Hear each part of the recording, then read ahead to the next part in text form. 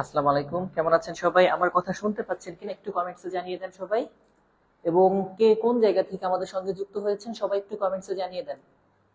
আপনারা কে কোন জায়গা থেকে যুক্ত হয়েছেন, আমার কথা ক্লিয়ার শুনতে পাচ্ছেন কিনা একটু কাইন্ডলি কমেন্টসে জানিয়ে দেন। কথা শুনতে পাচ্ছেন কিনা একটু কমেন্টসে জানিয়ে দেন সবাই।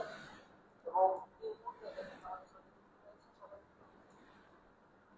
আপনারা কে কোন জায়গা থেকে যুক্ত হয়েছেন আমার কথা ক্লিয়ার শুনতে পাচ্ছেন কিনা একটু কাইন্ডলি কমেন্টসে জানিয়ে দেন। ওকে ফাইন, তাহলে আমরা আমাদের ক্লাসটি শুরু করব। আজকে আমাদের আলোচনার টপিক আইডেন্টিফিকেশন অফ, যেটা দেওয়া আছে আপনারা দেখেছেন, আইডেন্টিফিকেশন অফ ক্লজ। ক্লজ নিয়ে আলোচনা করব। আপনাদের কোনো প্রশ্ন থাকলে সেই প্রশ্নগুলো আমাকে করবেন, ঠিক আছে? আচ্ছা, আর যার যে প্রশ্ন থাকবে একটু কমেন্টসে করবেন, হ্যাঁ, কার কি প্রশ্ন থাকবে। সবকিছু আশা করি ওকে আছে। আর এখন একটু যেটা বলবো সেটা হচ্ছে, স্যার ক্লাসটি একটু সবাই শেয়ার দিয়ে ডান লিখে দেন, যেহেতু এই ক্লাসটি ওপেন পেজে হচ্ছে।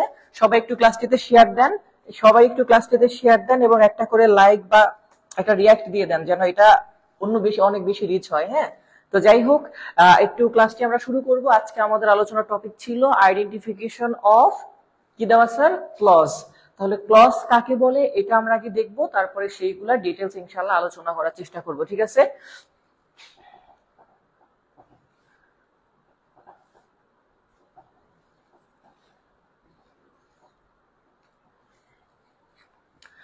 আচ্ছা, আমরা প্রথমে স্যার একটু ডেফিনেশনে দেখে আসি আসলে ক্লজ জিনিসটা কি, সেই ক্লজ জিনিসটা কি, এরপরে হচ্ছে আমরা অন্য অন্য অংশগুলো করব।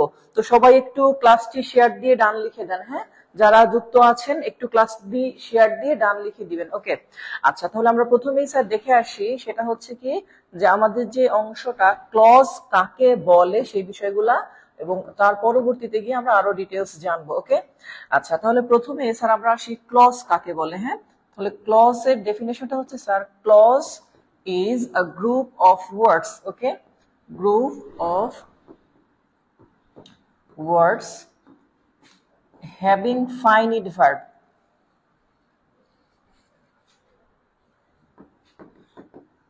পেজ আমি ওপেন করলে এমনিতেই পেয়ে যাবেন, আগে পেজ নাম্বার দিয়ে পাগল হয়ে যায় না, হ্যাঁ, সব আমি বলে দিব। ওকে, আচ্ছা, আমি আগে যাচ্ছি। তাহলে হ্যাভিং ফাইনিট ভার্ব অর্থাৎ ক্লজ হচ্ছে একগুচ্ছ শব্দ, যে শব্দগুচ্ছের মধ্যে একটি ফাইনিট ভার্ব থাকবে। আর ফাইনিট ভার্ব কাকে বলে আমরা জানি, যেই ভার্ব দেখে টেন্স চেনা যায়। তাহলে সেই বিষয়গুলো ইনশাআল্লাহ আজকে আমরা দেখব। তাহলে প্রথমে দেখলাম স্যার ক্লজ হচ্ছে একগুচ্ছ শব্দ যেখানে একটি ফাইনিট ভার্ব থাকবে।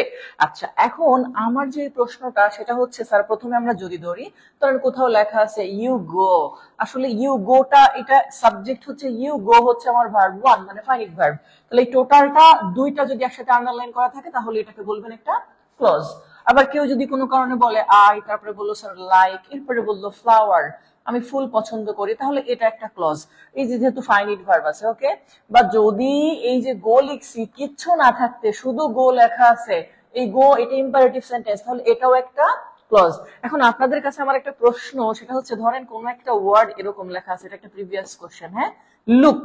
এই যে লুক লিখেছি, এই লুকটা আপনাকে যদি আমি প্রশ্ন দেই যে স্যার এটাকে আপনি কি বলবেন, ভার্ব নাকি ক্লজ?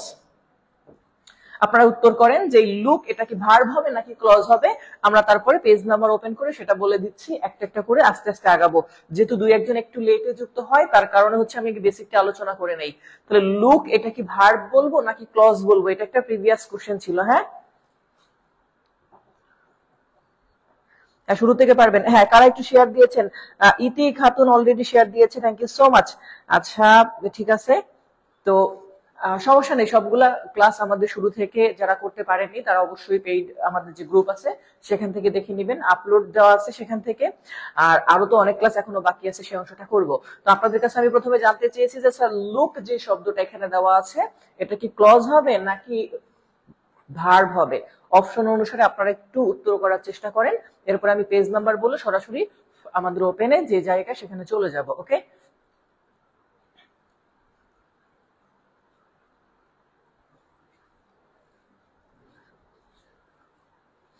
আচ্ছা, আপনাদেরকে আমি একটু বলে দিই, আজ পর্যন্ত দেখছেন কখনো কোনো ভার্বের পরে এরকম একটা এক্সক্লেমেটরি সাইন আছে? এক্সক্লেমেটরি সাইন থাকে কোথায় স্যার? সেন্টেন্সের পরে অথবা কনজাংশনের পরে। অর্থাৎ একটা সেন্টেন্সের পরে সাধারণত এক্সক্লেমেটরি সাইন থাকে। আর প্রত্যেকটা সেন্টেন্সে এক একটা ক্লজ। আবার বলছি, প্রত্যেকটা সেন্টেন্সে কি হবে? এক একটা ক্লজ। আমি যেহেতু একটু শব্দ মানে একটু ক্লিয়ার করে দিচ্ছি বিষয়টা, ধারণাটা। ভার্বের পরে কখনো কোনো ধরনের এরকম এক্সক্লেমেটরি সাইন বসানো হয় না। হ্যাঁ, যদি বসানো হয় তাহলে ওইটা আর ভার্ব থাকে না, ওইটা একটা সেন্টেন্সের অংশ বা সেন্টেন্স হয়ে যায়। ওকে, তাহলে একটা বিষয় বুঝতে পারবেন যে বিষয়টা বললাম যে লুক, তাহলে এই লুকটা হচ্ছে কি স্যার? বলেন এখন, লুকটা কি হবে স্যার? এটা ক্লজ। লুকটা কি হবে? ক্লজ। ওকে, তাহলে আমাদের এখানে ভার্ব যেটা, এটা ভুল উত্তর, উত্তর হবে ক্লজ। এবার আমরা সরাসরি স্যার চলে যাই আমাদের মূল অংশে বা আমাদের বইতে, যেখানে আমাদের বইয়ে ডিটেলস দেওয়া আছে, সেখান থেকে ইনশাল্লাহ আমরা আলোচনা করব।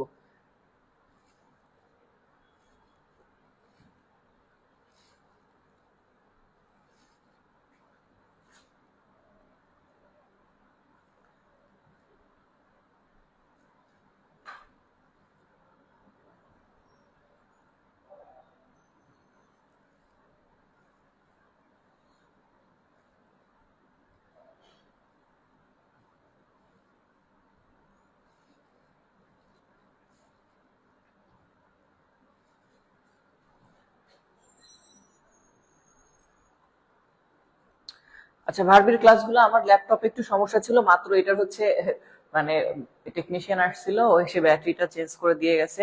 একটু সমস্যা ছিল, যার কারণে আপলোড দিতে পারিনি। হ্যাঁ, আপলোড দিয়ে দিব আগামীকাল। ওকে,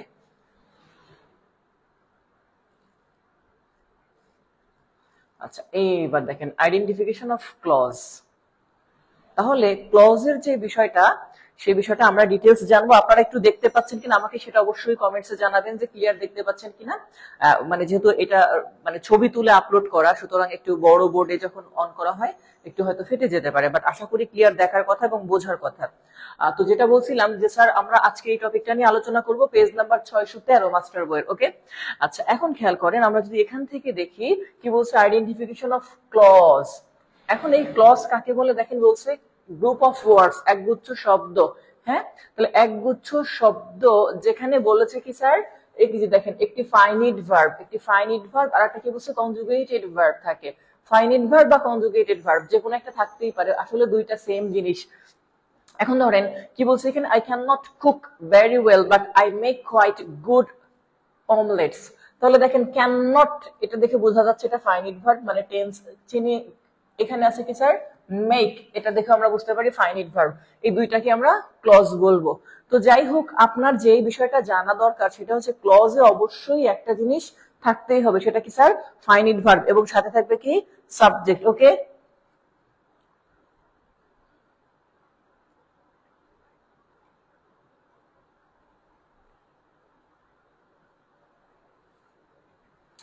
তো একটু বলবো স্যার যেটা বলছিলাম। আচ্ছা, কেউ অপ্রয়োজনীয় কোনো কোশ্চেন করবেন না, তাহলে হয়তো ক্লাসে ডিলে হয় আপনাদের কমেন্ট পড়তে গিয়ে। ওকে, ঠিক আছে।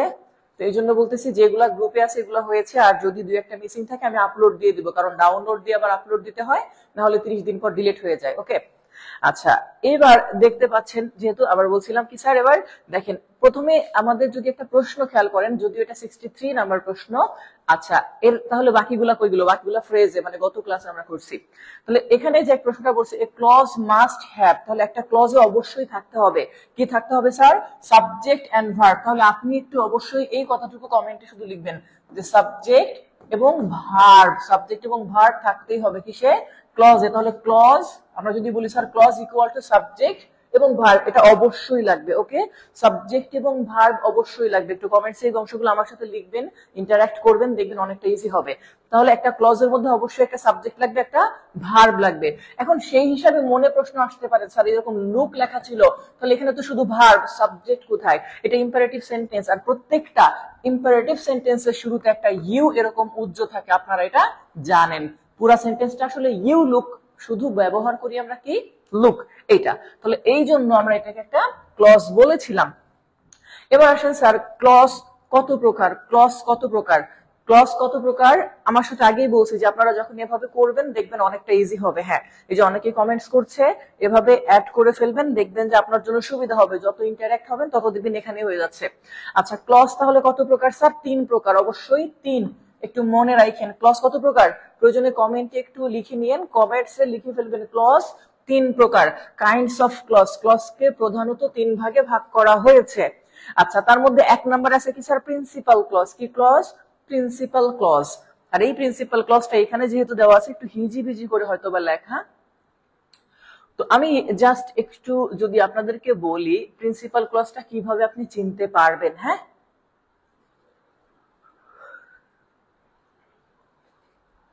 হ্যাঁ, ক্লজ কত প্রকার? 3 প্রকার। একটু এভাবে করে ইন্টারঅ্যাক্ট করবেন। 3, তাহলে ক্লজ 3 প্রকার। আর এবার কি বলছে স্যার? প্রথমে আমাদের দেওয়া আছে প্রিন্সিপাল ক্লজ। এখন প্রিন্সিপাল ক্লজ কাকে বলে? আমি যদি বলি স্যার যে ক্লজ একাই অর্থ প্রকাশ করতে পারে, মানে অন্য ক্লজের সাহায্য ছাড়া একাই অর্থ প্রকাশ করতে পারে, তাকে প্রিন্সিপাল ক্লজ বলে। আবার বলছি কথাটা স্যার, হ্যাঁ, এই যেভাবে লিখছেন 3 প্রকার, গুড, ঠিক আছে। আচ্ছা, ক্লাসে কি ক্লিয়ার দেখতে পাচ্ছেন? মানে কোনো সমস্যা হচ্ছে কিনা? নেটের সমস্যা না থাকলে আচ্ছা আপনারা একটু কাজ করেন, একটা করে লাইক দেন, আমি বুঝতে পারবো যে হ্যাঁ ক্লিয়ার আছে। অনেকেই ভাই হয়তো বা বলতেছে দু একজনে স্যার বেঁধে যাচ্ছে, যাদের বেঁধে যাচ্ছে তারা ডিসলাইক দেন বা অন্য রিয়াক্ট দেন, আর যাদের ক্লিয়ার আছে একটু লাইক দেন, তাহলে বুঝতে পারবো আমি অন্তত পক্ষে অত লেখার চেয়ে। আচ্ছা, তাহলে দেখেন যেটা বলছি আমরা যে ক্লজের মধ্যে প্রথমে হচ্ছে প্রিন্সিপাল ক্লজ। একজন প্রিন্সিপাল ঠিক যেভাবে অন্য কোনো নিচের অধস্তন যারা আছে তাদের পারমিশন ছাড়া একাই কোনো ডিসিশন নিতে পারে, ঠিক একইভাবে একটা প্রিন্সিপাল ক্লজ অন্য ক্লজের সাহায্য ছাড়া একাই অর্থ প্রকাশ করতে পারে, তাকে বলা হয় কি স্যার? Principal clause. হ্যাঁ, এখন একটু খেয়াল করেন, আমি যদি আপনাদেরকে বোঝানোর চেষ্টা করি, এখান থেকে আমি সরাসরি চলে যাচ্ছি স্যার অন্য এক জায়গায়, তবে আমি এখান থেকে উদাহরণটা নিব। এখানে কি লেখা আছে দেখেন, আই নো, কি বলছে? I know. আচ্ছা, I know that he will come. আবার বলছে look before you leap, ঠিক আছে, the children are safe. আচ্ছা, এখন আমি সরাসরি একটু আমাদের যে হোয়াইট বোর্ড সেখানে চলে যাচ্ছি। আচ্ছা, এখানে আমাদের রেগুলার বোর্ডে আসছে, দেখেন প্রিন্সিপাল ক্লজ বুঝেন।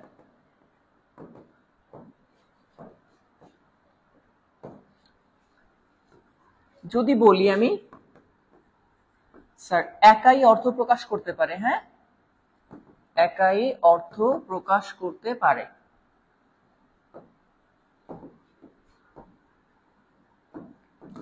এখন এই যে কথাটা আমি লিখছি একাই অর্থ প্রকাশ করতে পারে, এই জিনিসটা বোঝার জন্য আপনি একটু খেয়াল করেন।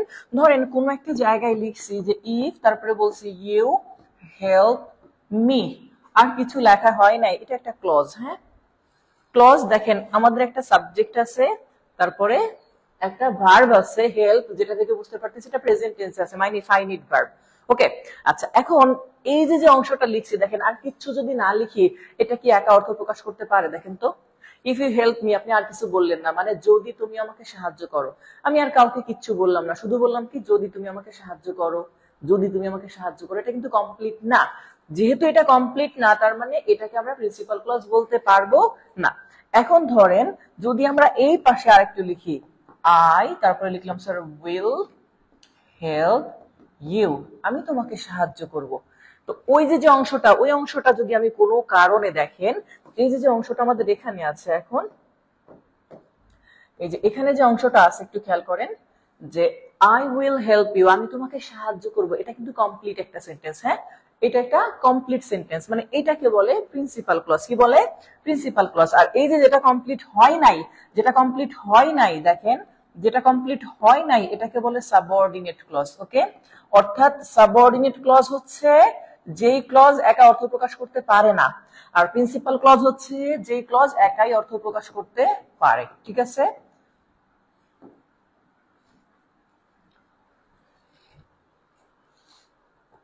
কেন স্যার আগের একটি ক্লাসে খুঁজে পান না? এটা কেমন কথা স্যার? হয় যে সানজুর রহমান লিখছে if you love me I will love you, হ্যাঁ লাভ করে উল্টাই ফেলেন, সমস্যা নাই। আচ্ছা, একটু খেয়াল করেন, তাহলে এইখানে আমরা যে দুইটা ক্লজ লিখছি স্যার, একটা হচ্ছে একাই অর্থ প্রকাশ করে আর একটা পারে না। তাহলে এই যে পারলো না কেন স্যার জানেন? এইখানে একটা ঝামেলা আছে, এই যে ঝামেলা ইফ, এগুলাকে বলে ক্লজ মার্কার। কি বলে স্যার? এই ক্লজ মার্কার। অর্থাৎ প্রত্যেকটা সাবঅর্ডিনেট ক্লজের শুরুতে একটা করে এরকম ক্লজ মার্কার থাকবে, ওকে? বাট প্রিন্সিপাল ক্লজের শুরুতে কোনো ধরনের ক্লজ মার্কার থাকে না। আচ্ছা, এখন ধরেন কোন একটা সেন্টেন্সে এরকম লেখা আছে, উই রিড, আমরা পড়ি, সো দ্যাট, যাতে, উই মে লার্ন, আমরা শিখতে পারি। এখন ধরেন এই যে আমি যদি কোনো কারণে, উই রিড মানে কি, আমরা পড়ি, এটা একটা ক্লজ।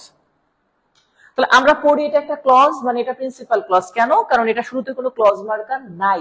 আবার উই রিড, আমরা পড়ি, এটা ফুল একটা অর্থ প্রদান করতে পারে।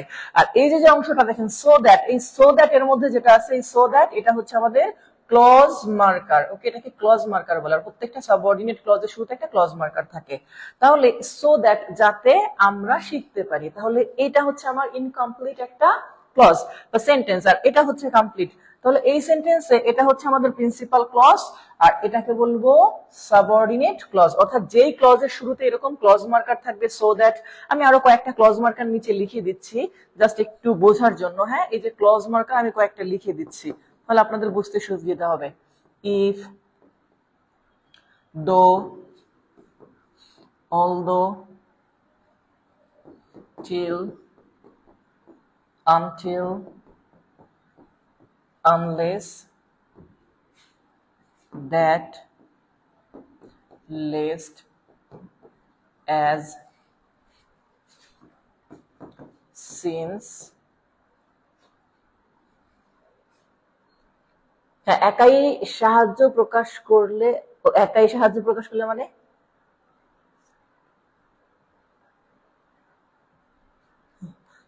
আচ্ছা, যেটা বলছিলাম স্যার, সিন্স, তারপর হচ্ছে কি স্যার, ডব্লিউএইচ ওয়ার্ড, মানে হু, হোয়েন, হোয়াই, হাউ, হোয়ার, যেগুলো আছে এগুলা। হ্যাঁ, ডব্লিউএইচ ওয়ার্ড, ডব্লিউএইচ ওয়ার্ডস যেগুলো থাকবে, ওকে? তাহলে এই যে যেগুলা লিখছি এর মধ্যে আরো আছে স্যার, সব তো আর মনে থাকে না সবসময়, বিফোর, আফটার ইত্যাদি। এই যে এগুলা যদি কখনো কোনো সেন্টেন্সের শুরুতে থাকে, তাহলে এটাকে আমরা বলবো সাবঅর্ডিনেট ক্লজ। আর এগুলা না থাকলে, যদি একা অর্থ প্রকাশ করতে পারে এরকম, তাহলে সেটাকে কি বলবো স্যার? Principal clause. মনে থাকবে না, ক্লজ যে তিন প্রকার, তার মধ্যে একটা পাইছেন প্রিন্সিপাল ক্লজ, একটা সাবঅর্ডিনেট ক্লজ। তাহলে একা অর্থ প্রকাশ করতে পারলে সেটাকে বলবো প্রিন্সিপাল ক্লজ, আর একা অর্থ প্রকাশ করতে না পারলে তাকে কি বলবো? Subordinate clause. এখন ধরেন কোন একটা সেন্টেন্স আমরা যদি দেখি এরকম, সিন্স হি ওয়াজ ইল, যেহেতু সে অসুস্থ ছিল, হি কুডেন্ট কাম, সে আসতে পারেনি। আচ্ছা, এখানে একটা আছে, এখানে একটা আছে। আচ্ছা, আপনাদের কাছে আমার প্রশ্ন, এই যে প্রথম যেটা লিখছি, মানে এ নাম্বার যেটা লিখছি, এটা কি প্রিন্সিপাল ক্লজ? এটা কি প্রিন্সিপাল ক্লজ নাকি সাবঅর্ডিনেট ক্লজ? আমাকে একটু উত্তর করবেন, হ্যাঁ? তাহলে বুঝতে পারবো। এক নম্বরে যেটা লিখছি, এটা কি প্রিন্সিপাল ক্লজ নাকি সাবঅর্ডিনেট ক্লজ? প্রিন্সিপাল ক্লজ হলে পি লেখেন, সাবঅর্ডিনেট হলে এস লেখেন, আরো সহজ করে দিলাম। এক নম্বরে যেটা আছে এতে, এটা কি প্রিন্সিপাল ক্লজ নাকি সাবঅর্ডিনেট ক্লজ? প্রিন্সিপাল হলে পি আর লিখে ফেলেন, আর সাবঅর্ডিনেট হলে সাব লেখেন, তাহলে অন্তত পক্ষে বুঝতে পারবো যে এটা তাহলে কোন ক্লজ হবে, প্রথম যেটা আমি আন্ডারলাইন করছি।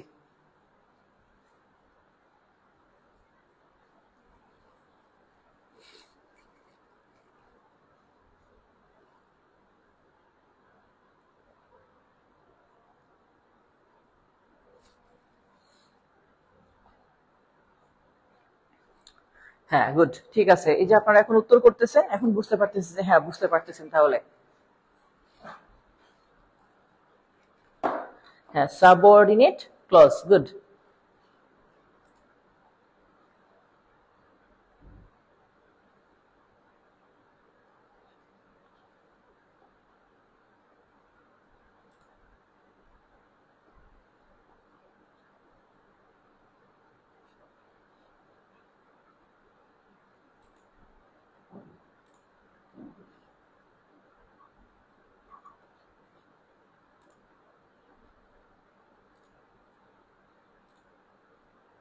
হ্যাঁ, বুঝতে পারতেছেন তাহলে।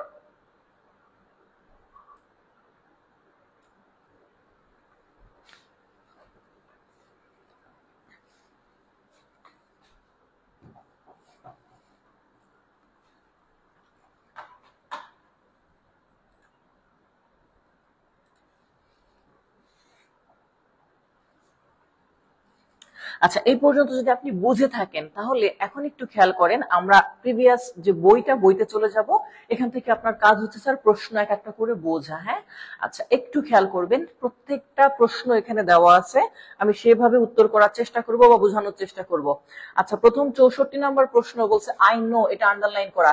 আপনি দেখেন এখানে সাবজেক্ট আর ভার্ব আছে, কোনো ক্লজ মার্কার নাই। যেহেতু ক্লজ মার্কার নাই, বুঝেন, যেহেতু ক্লজ মার্কার নাই, তাহলে 64 নাম্বারের উত্তর কোনটা হবে সেটা বলবেন, যে এটা কি প্রিন্সিপাল ক্লজ নাকি সাবঅর্ডিনেট ক্লজ। আসেন 65 নাম্বারে বলছে কি এই total look before you leave, তাহলে লুকটা কি, শুধু লুকটা যদি এটা হয় আর বাকি এই পুরাটা আর একটা ক্লজ, মানে দুইটা ক্লজ, এটাটাকে বিফোর আছে বাট এটাটাকে কিছুই নাই, তাহলে 65 নাম্বার উত্তরটা কি হবে সেটা বলবেন। হ্যাঁ, ওকে। তারপর আসেন স্যার 66 নাম্বার প্রশ্ন কি বলছে, দ্য চিলড্রেন আর সেফ। এখানে কোনো ধরনের ক্লজ মার্কার নাই, সম্পূর্ণ একটা ক্লজই আছে। এটাকে আমরা কি বলবো স্যার, এটাকে কি বলবো বলেন তো?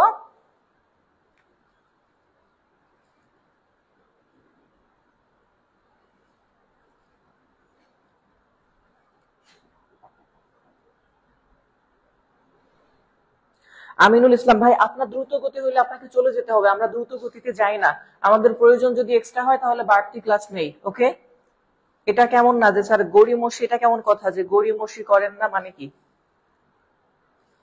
আমি চাইলে এখানে 3টা এক্সাম্পল দেখায় চলে যেতে পারতাম, তাহলে ওখানে কেন আলোচনা করলাম?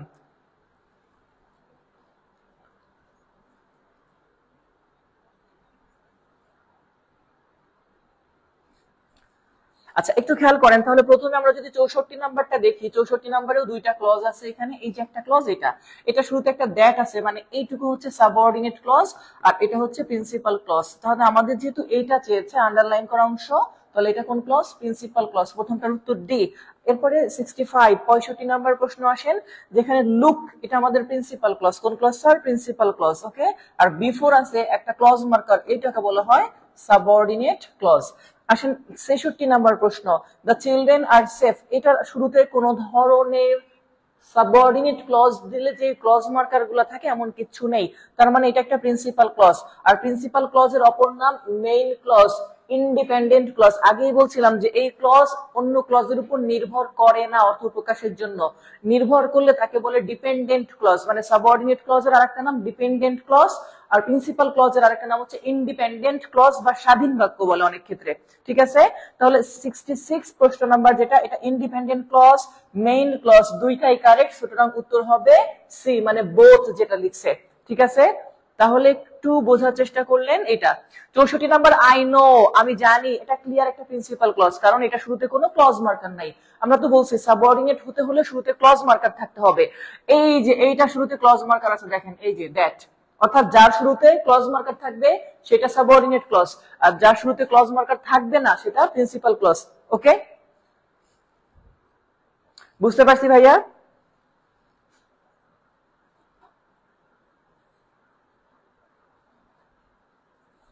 এখানে যতগুলা আছে সবগুলাই হচ্ছে আমাদের, যতগুলো আছে বলছে সবগুলাই হচ্ছে আমাদের প্রিন্সিপাল ক্লজ। এই পর্যন্ত ক্লিয়ার? বুঝতে পারছি এ পর্যন্ত? এরপর আসেন নিচের যেটা, এটা আর বলা লাগবে না, অলরেডি আপনারা বুঝে ফেলছেন সাবঅর্ডিনেট ক্লজ কোনগুলা। তাহলে যদি বুঝে থাকেন তাহলে পরবর্তী প্রশ্ন দুটো একটু খেয়াল করেন। আমি বলছিলাম যেটা শুরুতে ক্লজ মার্কার থাকে তাকে কি বলে স্যার? সাবঅর্ডিনেট ক্লজ বলে। এখন একটু খেয়াল করেন, 67 নম্বর প্রশ্ন বলছে কি, which part of the sentence Rahim said that he was good, subordinate clause. তাহলে কোন জায়গা থেকে স্যার? এই যে দ্যাট একটা ক্লজ মার্কার, তাহলে দ্যাট এর পরে যে অংশটা আছে আমাদের, এই যে এটাকে বলবো আমরা সাবঅর্ডিনেট ক্লজ, মানে একটা ক্লজ মার্কার সহ। তার মানে উত্তরটা হচ্ছে কি তাহলে? বি। আচ্ছা, এরপর আসেন 68, এই যে হোয়াট, একটা ডব্লিউএস ওয়ার্ড, তাহলে একটা ক্লজ মার্কার আছে, তাহলে এই টোটালটা একটা কোন ক্লজ স্যার? Subordinate clause. ঠিক আছে, আমি যেহেতু একসঙ্গে করেছিলাম এই পর্যন্ত স্যার, সাবঅর্ডিনেট ক্লজ এবং প্রিন্সিপাল ক্লজ এই দুইটা জিনিস ক্লিয়ার বুঝতে পারছেন কিনা আমাকে একটু কমেন্টে জানান, যে স্যার এই পর্যন্ত ক্লিয়ার বুঝতে পারছেন কিনা, প্রিন্সিপাল ক্লজ এবং সাবঅর্ডিনেট ক্লজ এই দুইটা জিনিস ক্লিয়ার বুঝছেন কিনা?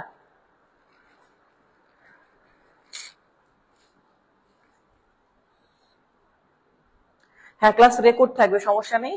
আমাদের তাড়াহুড়ার প্রয়োজন নেই, আর আমি বরাবর তাড়াহুড়া করি না, কারণ আমি সলভিং ক্লাস নেই না। আপনারা বিভিন্ন জায়গায় ক্লাস করেন সলভিং ক্লাস। সলভিং ক্লাস মানে কি প্রিভিয়াস কোশ্চেন আসছে শুধু সেটা সলভ করছে।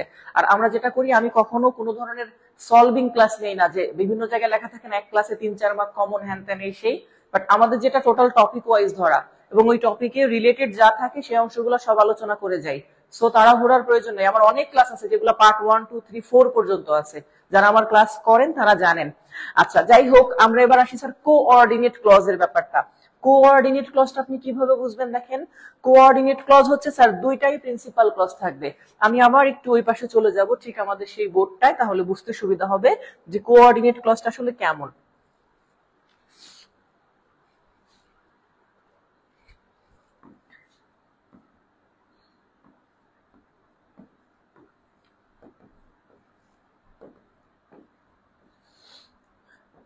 কোঅর্ডিনেট ক্লজ দেখেন, কোঅর্ডিনেট ক্লজটা হচ্ছে মূলত, যদি বলি স্যার দুইটাই প্রিন্সিপাল ক্লজ, মানে এখানে একটা প্রিন্সিপাল ক্লজ, বুঝছেন, এখানে একটা প্রিন্সিপাল ক্লজ, এরপরে এখানে কিছু একটা থাকবে, হ্যাঁ এখানে কিছু একটা থাকবে, আবার এই পাশে আর একটা প্রিন্সিপাল ক্লজ।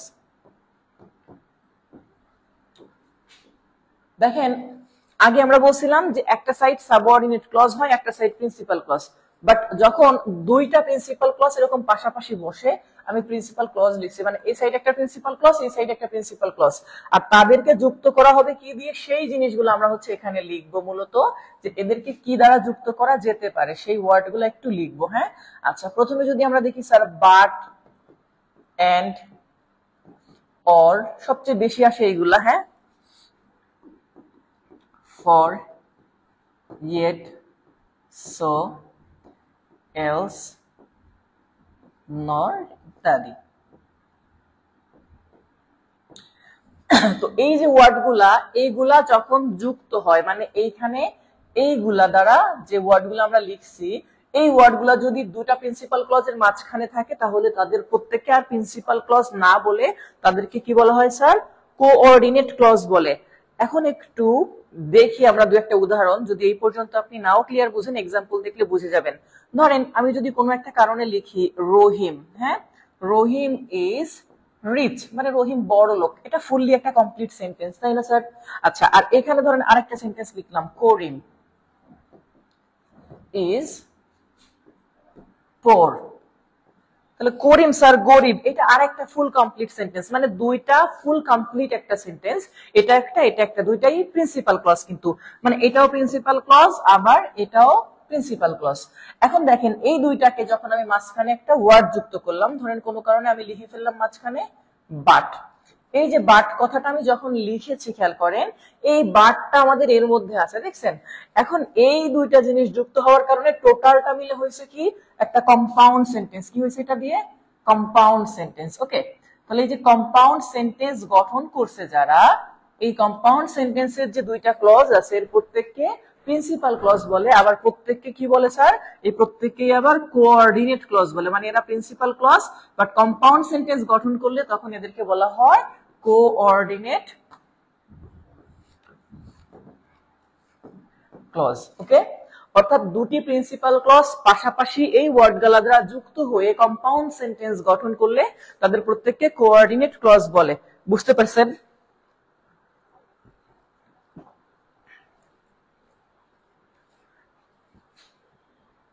স্যার আমার কথাটা কি বুঝতে পারছেন?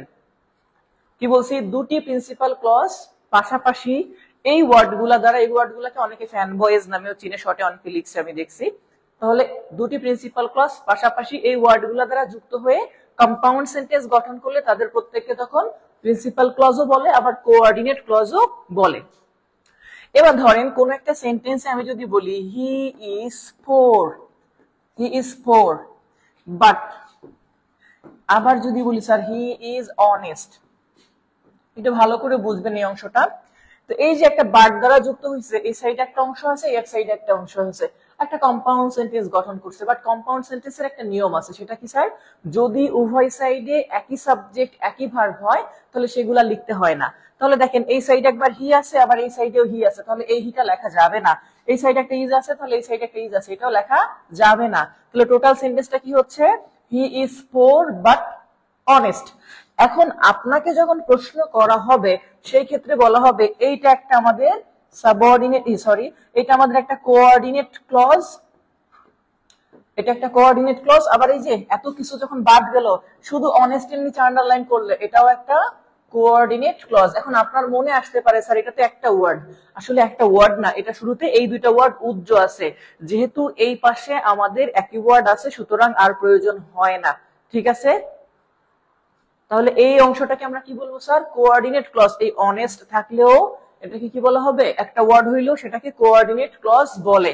আচ্ছা, যদি এই পর্যন্ত আপনি বুঝতে পেরে থাকেন তাহলে ঠিক আগের মতো আমরা মাস্টার বইয়ে চলে যাই, সেখানে আসেন স্যার। এখানে পেজ নাম্বার, এখানে আর উদাহরণ নেই, 613 পর 614 নাম্বার পেজে চলে যায়। ওকে,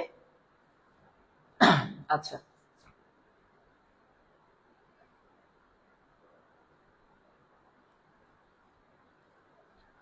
identify the clause of the following sentence. আচ্ছা, এই সেন্টেন্সে একটা ক্লজ আছে, সেই ক্লজটা আপনাকে আইডেন্টিফাই করতে বলছে। হ্যাঁ, আচ্ছা, একটু খেয়াল করেন। এই যে বলছে I took no notice of him, এরপর এখান থেকে যদি দেখেন so he flew into a race. আচ্ছা, এইখানে আপনার ক্লজটা বাছাই করতে বলছে বা আইডেন্টিফাই করতে বলছে। এখানে একটা কথা বলে দেই আপনাদেরকে, বুঝেন। এখানে আসলে অত উদাহরণ দেওয়া নাই, আমি যেমন দুই একটা উদাহরণ আপনাদেরকে দিছি, এখানে একটাই প্রিভিয়াস কোশ্চেন শুধু দেওয়া আছে। এই যে সো দেখতেছেন, হ্যাঁ, এই সোর আগে একটা কমা আছে, দেখছেন? এই কমা যদি না থাকতো, কমা যদি না থাকতো তাহলে এটা সাবঅর্ডিনেট ক্লজ হইতো, বাট কমা দিয়ে যখন আলাদা করা থাকে তখন এটা কোঅর্ডিনেট ক্লজ। ওকে, কি বলছি, কমা দিয়ে, যদিও সোটা আমি ওখানে লিখছিলাম, এই যে সো দেওয়া আছে, তারপরে এই অংশটা আর এই অংশটা, যেহেতু আমরা একটু আগে পড়ছি স্যার সো দ্বারা যুক্ত থাকলে সেটা কোঅর্ডিনেট ক্লজ হয়, তাহলে এটা কোন ক্লজ স্যার, একটা কোঅর্ডিনেট ক্লজ। তবে কমাটা না হলে তখন সাবঅর্ডিনেট ক্লজ হইতো।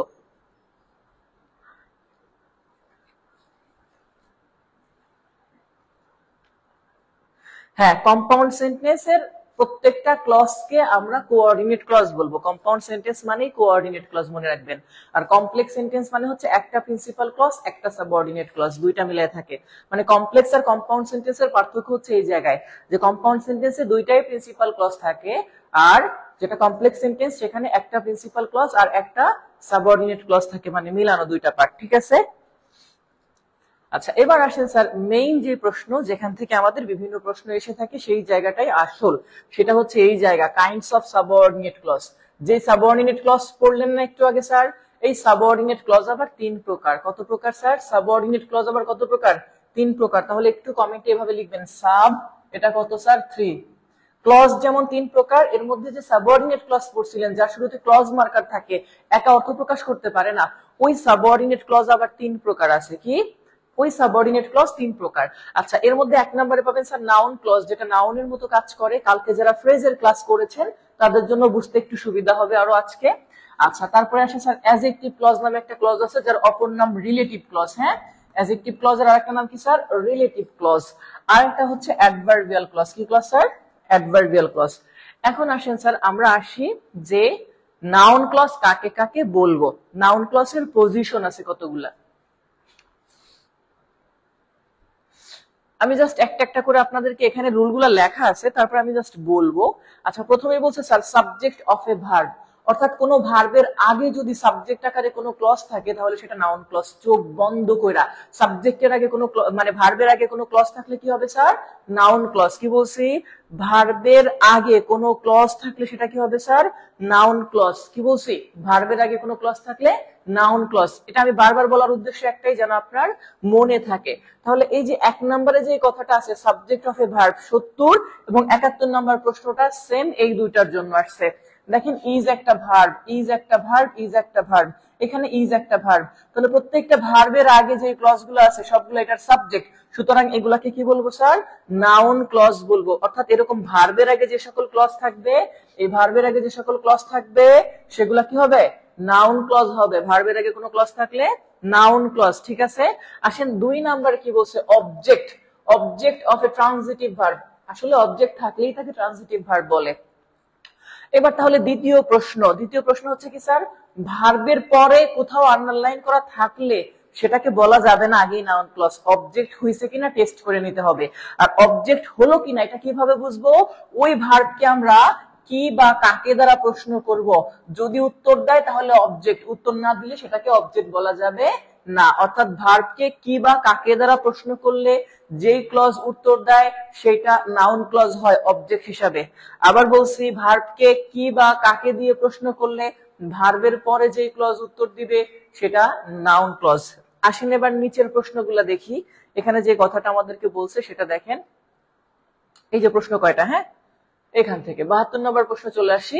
আচ্ছা খেয়াল করেন, আমি যদি আপনাদেরকে বোঝানোর চেষ্টা করি 72 নম্বর প্রশ্ন, প্রথমে আছে আই নো আর আন্ডারলাইন করেছে বাকি অংশ, যাই হোক দরকার নাই আমার। তাহলে I know what he is thoroughly honest, আমি সরি বলছি I know that he is thoroughly honest, আমি জানি যে লোকটা ভিতরে বাহিরে বা সম্পূর্ণরূপে সৎ।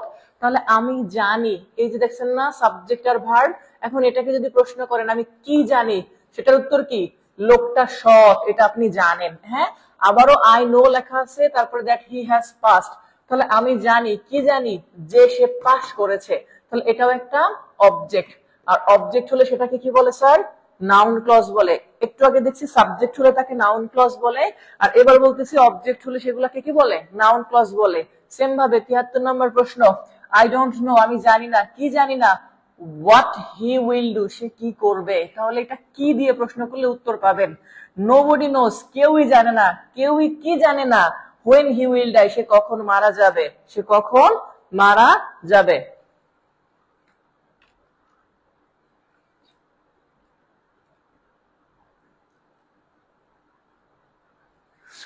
আচ্ছা একটা কথা বলে দেই, হ্যাঁ, অনেকে বলতেছে ভাইয়া এখানে তো সব অ্যাডমিশন প্রশ্ন, এই প্রশ্নগুলাই সব বিভিন্ন জবেও আসছে, বিসিএস ও আসছে, বাট এইখানে লিখতে গেলে ব্যাটার তো অবশ্যই জায়গা লাগবে, এখানে শুধু এই অংশটা উল্লেখ করার জন্য অনেক, যেমন এখানে দুই একটা লেখা আছে, যেমন এই যে সরকারি মাধ্যমিক সহকারী শিক্ষক, প্রচুর পরিমাণে এগুলো আছে। হ্যাঁ, আপনার মেন হচ্ছে বোঝা, প্রশ্ন এটা না আসলো, প্রশ্ন এই ক্যাটাগরির আসবে, এমন না যে হুবহু এটা আসবে। হ্যাঁ,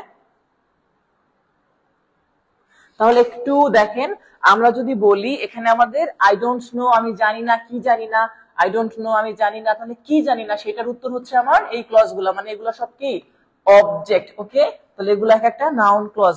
আসেন 74 নম্বর প্রশ্ন, কি বলছে, what type of clause is the underline, এই সেম জিনিস, আই ডোন্ট নো আমি জানি না, কি জানি না, হোয়াট হি ওয়ান্টস সে কি চায়, তাহলে কি দ্বারা প্রশ্ন করলে আপনি উত্তর পাচ্ছেন, তাহলে ওইটা আমাদের অবজেক্ট, নাউন ক্লজ। 75 নম্বর প্রশ্ন, ইউ ক্যান নট গেজ, তুমি ধারণা করতে পারবে না, তাহলে তুমি কি ধারণা করতে পারবে না, এটাকে যদি প্রশ্ন করি তার উত্তর হচ্ছে what type of person he is, সে এমন ধরনের মানুষ তুমি ধারণাই করতে পারবে না, তাহলে তুমি কি ধারণা করতে পারবে না, সে এমন ধরনের মানুষ। ঠিক আছে, তাহলে এটাও আমাদের অবজেক্ট, মানে এটাও কোন ক্লজ, নাউন ক্লজ। এখন পর্যন্ত আমরা দুইটা অংশ দেখছি, একটা হচ্ছে স্যার সাবজেক্ট আর একটা হচ্ছে কি স্যার অবজেক্ট। ঠিক আছে, একটা হচ্ছে সাবজেক্ট হিসাবে আরেকটা অবজেক্ট হিসাবে। ঠিক আছে, আসেন স্যার এবার পরবর্তী 76 নম্বর প্রশ্ন, her mother should let her have, তাহলে তার মার উচিত তাকে দেওয়া, হোয়াট এভার হি ওয়ান্টস, সে যা করতে চায়, তাহলে তার মায়ের উচিত তাকে করতে দেওয়া, কি করতে দেওয়া, যদি এটা দিয়ে প্রশ্ন করি তার উত্তর কি, হোয়াট এভার শি ওয়ান্টস, সে যা চায়, তাহলে সে যা চায় এটা হচ্ছে আমার কির উত্তর, সুতরাং এটাও আমাদের একটা অবজেক্ট, তাহলে এটাকে কি বলবো, নাউন ক্লজ। ঠিক আছে, আচ্ছা সাবজেক্ট এবং অবজেক্ট হিসাবে নাউন ক্লজটা ক্লিয়ার বুঝছেন কিনা এই পর্যন্ত, আমাকে একটু ক্লিয়ার বলেন যে এই পর্যন্ত ক্লিয়ার কিনা, সাবজেক্ট হিসাবে নাউন ক্লজ, অবজেক্ট হিসাবে নাউন ক্লজ, এই দুইটা জিনিস ক্লিয়ার বুঝছেন কিনা একটু বলেন স্যার।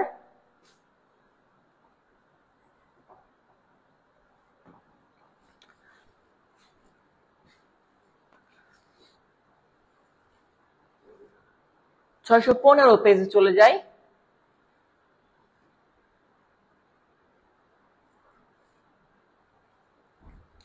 এখানেও সেম কথা বলছে,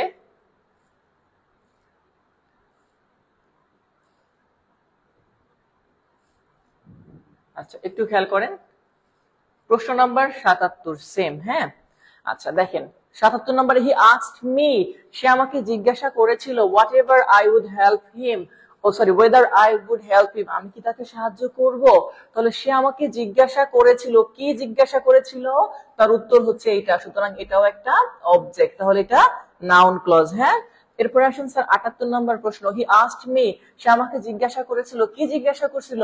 হোয়াই আই ওয়াজ লেট, কেন আমি দেরি করছি। তাহলে এটাও কি দ্বারা প্রশ্ন করলে পাবেন, মানে অবজেক্ট, সুতরাং এটাও নাউন ক্লজ। ঠিক আছে, এবার আসেন এইটা 79, দে আস্কড মি, তারা আমাকে জিজ্ঞাসা করেছিল, কি জিজ্ঞাসা করছিল? তার উত্তর হচ্ছে এটা, if I could meet them in the afternoon, যদি আমি তাদেরকে বা তাদের সঙ্গে আফটারনুনে দেখা করতে পারবো কিনা।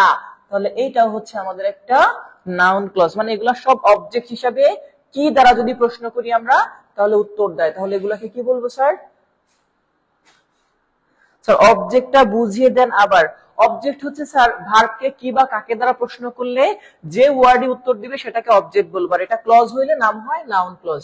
আর যদি একটু সমস্যা থাকে তাহলে আমি একটু অন্য জায়গায় বলতেছি,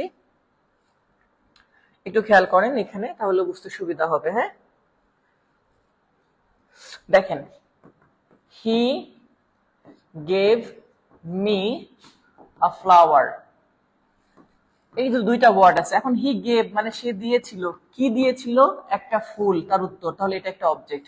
যদি এবার প্রশ্ন করি স্যার কাকে দিয়েছিল? আমাকে, তাহলে এটা আরেকটা অবজেক্ট। কিন্তু ভার্বের পরে কিছু থাকলেই অবজেক্ট বলা যাবে না। যেমন ধরেন আমি যদি বলি যে হি কেম ইয়েস্টারডে, এখন স্যার কেম সাবজেক্ট আর ভার্ব হচ্ছে কেম, তাহলে এটা কি অবজেক্ট? না। আমি যদি এটাকে প্রশ্ন করি হি কেম, সে এসেছিল, সে কি এসেছিল প্রশ্ন হবে? বা সে কাকে এসেছিল প্রশ্ন হবে?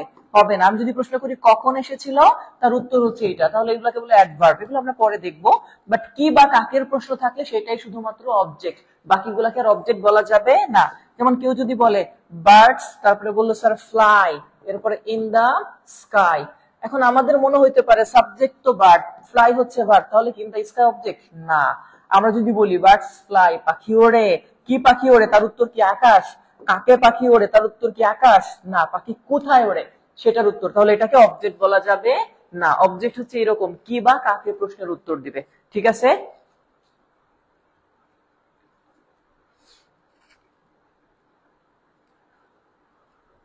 অবজেক্ট বুঝতে পারছেন? এরকম এই জায়গাটায় হি গেভ, সে আমাকে দিয়েছিল। এখন আমি এখানে একটা অবজেক্ট পাইছি কির প্রশ্নের উত্তর। এখন এখানে যদি কেউ একটা অবজেক্টের জায়গায় এরকম লিখে দেয় হি গেভ, সে দিয়েছিল হোয়াট আই ওয়ান্টেড, যা আমি চেয়েছিলাম, তাহলে এই যে যা আমি চেয়েছিলাম, হোয়াট আই ওয়ান্টেড যখন বলতেছে, তাহলে এটা একটা ক্লজ, মানে এটাকে নাউন ক্লজ বলবো। মানে অবজেক্টের জায়গায় কোনো ক্লজ থাকলে সেটাকে আবার নাউন ক্লজ বলে। ওকে, আচ্ছা এবার আসেন স্যার এই পর্যন্ত যতগুলা গেছে, মানে আমরা যেটা পাইছি সেটা হচ্ছে স্যার ভার্বের পরে যদি কোনো ক্লজ থাকে তাহলে সেটাকে কোনটা কি বলবো? অবজেক্ট বলবো না। কি বা কাকে প্রশ্নের উত্তর থাকতে হবে, তাহলে সেটাকেই বলবো অবজেক্ট, আর সেটা হয় নাউন ক্লজ। যেমন এখানে আমাদের ছিল হি আস্কড মি, সে আমাকে জিজ্ঞাসা করেছিল, কি জিজ্ঞাসা করেছিল? হু গট দ্য নোবেল প্রাইজ। এরপরে 18 আই ইনকোয়ার্ড, আমি তদন্ত করেছিলাম, কি তদন্ত করেছিলাম? হাউ হি লস্ট হিজ মানি, কিভাবে সে তার টাকা হারিয়েছিল। আই অফেন ওয়ান্ডার, আমি মাঝে মাঝে অবাক হই এটা ভেবে, কি ভেবে? How you are getting on, তুমি কিভাবে চলতেছো, দিন কাটাচ্ছো। আচ্ছা পরবর্তী স্যার আসেন, দেখেন পরবর্তীতে হচ্ছে প্রিপোজিশনের পরে যদি কোনো ক্লজ থাকে সেটা নাউন ক্লজ। কি বলছি? পরবর্তীতে যেটা বলবো প্রিপোজিশনের পরে যদি কোনো ক্লজ থাকে সেটা নাউন ক্লজ। আবার দেখেন মাঝে মাঝে মিসিং প্রিপোজিশন কথাটাও আসে, তো আমরা সরাসরি প্রিভিয়াস কিছু কোশ্চেন দেখে আসি।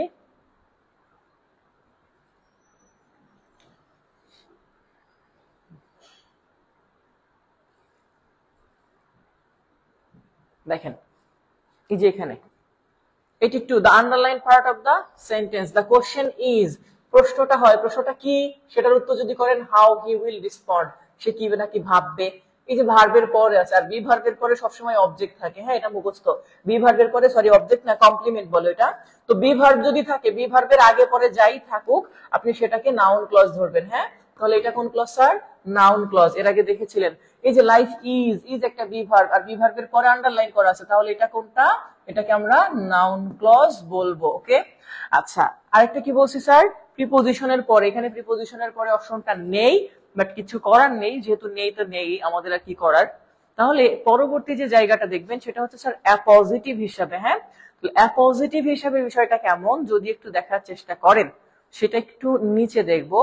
বলছে it is a mystery where he works, এটা হচ্ছে একটা রহস্য কোথায় সে কাজ করে। ওকে, তবে অবশ্যই কথা বলে দেই যে অ্যাপজিটিভ যেটা নাউনের অ্যাপোজিশন হিসাবে নাউন ক্লজ বসে একত্রে নাউন বা প্রোনাউনটি উঠিয়ে দিয়ে তাদের জায়গায় ক্লজ বসালে অর্থের কোনো পরিবর্তন হবে না, পরিবর্তন হবে না। এখন বিষয়টা একটু ভালো করে বুঝবেন। এই যে বলছে ইট ইজ এ মিস্ট্রি, তাহলে এটা হচ্ছে একটা রহস্য। ওয়্যার হি ওয়ার্কস, সে কোথায় কাজ করে। The underline clause is dash. আচ্ছা, প্রথমে আমরা যদি একটু খেয়াল করি, বলছে ইট ইজ, এখানে ইটস লেখা আছে, দাগটার জন্য হয়তো একটু কম বোঝা যাচ্ছে, আমি হয়তো জানি না ক্লিয়ার বুঝতে পারছেন কিনা।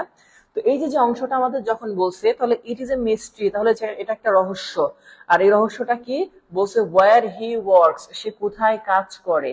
তাহলে আমি যদি বলি যে সে কোথায় কাজ করে, এটাই হচ্ছে এই রহস্যটা। হ্যাঁ, তো এইটাকে আমাদের বলা হয় নাউন ক্লজ। অর্থাৎ এই যে যেটা আছে ইট ইজ এ মিস্ট্রি, এখানে সত্য বলতে একটু মিসিং আছে, সেক্ষেত্রে এখানে একটা কমা হওয়ার কথা। দেখেন আমি এই জন্য বইতে হয়তো এরকম দাগ দিয়ে রাখছি আগে থেকেই, হয়তো কোনো একটা সময় এটা নিয়ে হয়তো মানে আলোচনা করতেছিলাম বা কি করতেছিলাম, তখন হয়তো এখানে কমা দেওয়া ছিল। তাহলে হিসাবটা হচ্ছে, যখন দেখবেন যে এই সেন্টেন্সটা বলছে ইট ইজ এ মিস্ট্রি, তাহলে এটা একটা হচ্ছে রহস্য। হোয়ার হি ওয়ার্কস, সে কোথায় কাজ করে। আসলে সেন্টেন্সটা ছিল এরকম যে where he works it is a mystery. এখন এই জায়গায় আপনি বুঝবেন কিভাবে যে এটা নাউন ক্লজ কিনা। তখন তাদেরকে আমি বলি কি, এই জিনিসটাকে শুরুতে রাখবেন। কোথায়? শুরুতে। এরকম ধরেন আমি এখানে লিখতেছি হোয়ার হি ওয়ার্কস, ওকে। আর এই যে অংশটা আছে না ইট ইজ এ মিস্ট্রি, এর মধ্যে ইটটা বাদ দিবেন। শুধু ইট বাদ দিয়ে যদি আপনি অর্থ দেখেন, কারণ ইটটা প্রোনাউন, বাদ দিয়ে বাকি অংশ ওখানে লিখবেন। যদি অর্থ ঠিক থাকে বুঝতে হবে এটা নাউন ক্লজ। এখন ইট যদি বাদ দেয় এখান থেকে, আছে কি এখানে ইজ এ মিস্ট্রি, তাহলে আমি এখানে যদি এরকম দেই ইজ এ মিস্ট্রি। এখন আপনি নিজে চিন্তা করেন, যখন এটা বলছি, এই যে ইজ আছে, একটু আগেই বলছি যে বি ভার্বের আগে কোনো ক্লজ থাকলে সেটা নাউন ক্লজ। অর্থাৎ টোটাল সেন্টেন্সটার মধ্যে আমরা কি করব, পরে যে অংশটা এটাকে শুরুতে লিখছি আর এই পাশের অংশ শেষে লিখছি, শুধু মাঝখানের প্রোনাউনটা বাদ দিব। এই প্রোনাউনটা কি ছিল, এখানে একটা ইট লেখা ছিল, ওই ইটটা বাদ দেওয়ার পরে যদি অর্থ ঠিক থাকে বুঝতে হবে নাউন ক্লজ, মানে এই ইট হিসাবে এগুলা বসছে। আমার কথাটা কি বুঝতে পারছেন স্যার?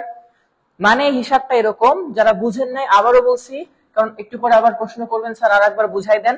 আমি কি করছি, টোটাল এখানে দুইটা অংশ, ইট is a mystery where he works, তাহলে আমি হোয়ার হি ওয়ার্কসটা প্রথমে লিখছি, হোয়ার হি ওয়ার্কস। এখন আমার কাছে চাইছে এটা কোন ক্লজ, আর এই অংশটাকে আমি এই পাশে লিখতেছি, ইট ইজ এ মিস্ট্রি। শুধু এখানে যে প্রোনাউনটা থাকবে, প্রোনাউনটা বাদ দিবেন, যদি অর্থ ঠিক থাকে তাহলে এটা নাউন ক্লজ। তাহলে where he works is a mystery, কোথায় সে কাজ করে একটা রহস্য। আর এটা যেহেতু সাবজেক্টের পরে ভার্ব পড়ে গেছে, তাহলে তার আগে নাউন থাকে, তাহলে এটা একটা নাউন ক্লজ। ঠিক আছে, কমা নাই বইয়ে সমস্যা নাই, আমি তো বলছি আমি দাগ দিছি, এটা আমি এটা বোঝার জন্য দাগ দিছি আমি, যে এটা এভাবে থাকার উচিত। বুঝতে পারছেন? কমা বইতে নাই, সমস্যা নাই। হ্যাঁ, কোথায় দ্বারা প্রশ্ন করলে অ্যাডভার্ব হওয়ার কথা, বাট এখানে কোথায় দ্বারা প্রশ্ন করলে উত্তর পাবেন না। এখানে হোয়ার দিয়ে শুরু হয়েছে, হোয়ার দিয়ে প্রশ্ন করা হয় নাই। হোয়ার দিয়ে শুরু হইলে অ্যাডভার্ব বলা যাবে না, হোয়ার দিয়ে এটাকে প্রশ্ন করতে হবে।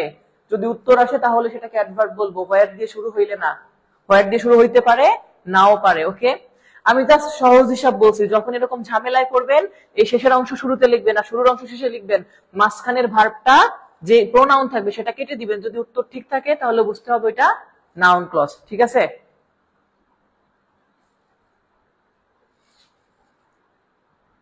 নেক্সট প্রশ্ন, অ্যাডজেক্টিভ ক্লজ।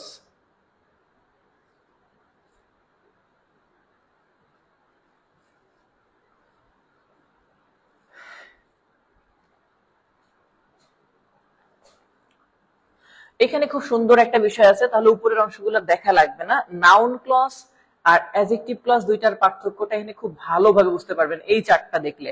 ওকে, দেখেন সিস্টেমটা হচ্ছে স্যার, যদি ভার্বের পরে বসে সরাসরি তাহলে সেটাকে আমরা নাউন বলি এবং কি বা কাকের উত্তর দেয়। আর যে ক্লজ নাউনের পরে বসে ওই নাউনকে নির্দেশ করে তাহলে সেটাকে বলে অ্যাডজেক্টিভ ক্লজ। আবার বলছি, নাউনের পরে বসে তারপরে নাউনকেই নির্দেশ করবে, তাহলে সেটাকে কি বলবো স্যার? সেটাকে বলবো অ্যাডজেক্টিভ ক্লজ। একটু ভালো করে খেয়াল করেন, যেমন আই নো, আমি জানি, আমি কি জানি, সেটা দিয়ে যদি প্রশ্ন করি তার উত্তর কি, হু কল্ড ইউ ইয়েস্টারডে, তোমাকে যে গতকাল ডেকেছিল, এটা আমি জানি। বাট এই যে দেখেন ভার্বের পরে সরাসরি বসছে, মানে এটা নাউন ক্লজ। বাট এইখানে দেখেন আই নো কথাটা বলছে, বাট তারপরে একটা নাউন লিখছে এক্সট্রা, দেখছেন এই যে দা বয়, তাহলে আমি ছেলেটিকে চিনি, তাহলে এটা একটা নাউন। তাহলে আমি ছেলেটাকে চিনি, কোন ছেলেটা? হু কল্ড ইউ ইয়েস্টারডে, তোমাকে যে গতকাল ডেকেছিল, তাহলে তোমাকে যে গতকাল ডেকেছিল সেই হচ্ছে এই ছেলেটা, অর্থাৎ এই নাউনের পরে বসবে এবং ওই পূর্বের নাউনকেই নির্দেশ করবে, তাহলে ওইটাকে বলবো অ্যাডজেক্টিভ ক্লজ। আর ডিরেক্ট বসলে সেটাকে বলবো নাউন ক্লজ। অ্যাডজেক্টিভ ক্লজ সবসময় নাউনের পরে বসে পূর্বের নাউনকে নির্দেশ করবে, ঠিক আছে?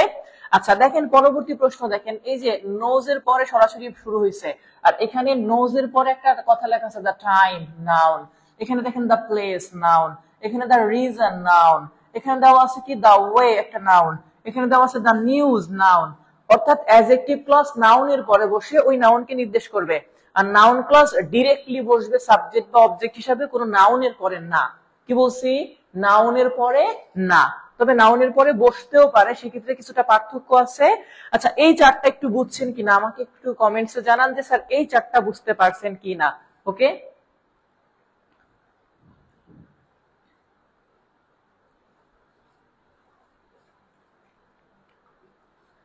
এই চারটা বুঝতে পারছেন কিনা কমেন্টসে একটু সি লিখে দিবেন, তাহলে বুঝলে যে স্যার সি তে ক্লিয়ার, আমি বুঝবো। হ্যাঁ আচ্ছা একটু খেয়াল করেন, পরবর্তীতে যদি যাই 86 নাম্বার প্রশ্ন, দেখেন আই রিমেম্বার, আমি স্মরণ করতে পারি, দ্য প্লেস একটা নাউন আছে, তাহলে নাউনের পরে থাকলে adjective clause, the place noun আছে, নাউনের পরে আছে মানে অ্যাডজেক্টিভ ক্লজ। হ্যাঁ এই যে এটা দেখেন, এটা the boy noun, the boy noun, the boy noun, তাহলে সবগুলা নাউনের পরে আছে ক্লজ, তার মানে এটা অ্যাডজেক্টিভ ক্লজ, ঠিক আছে?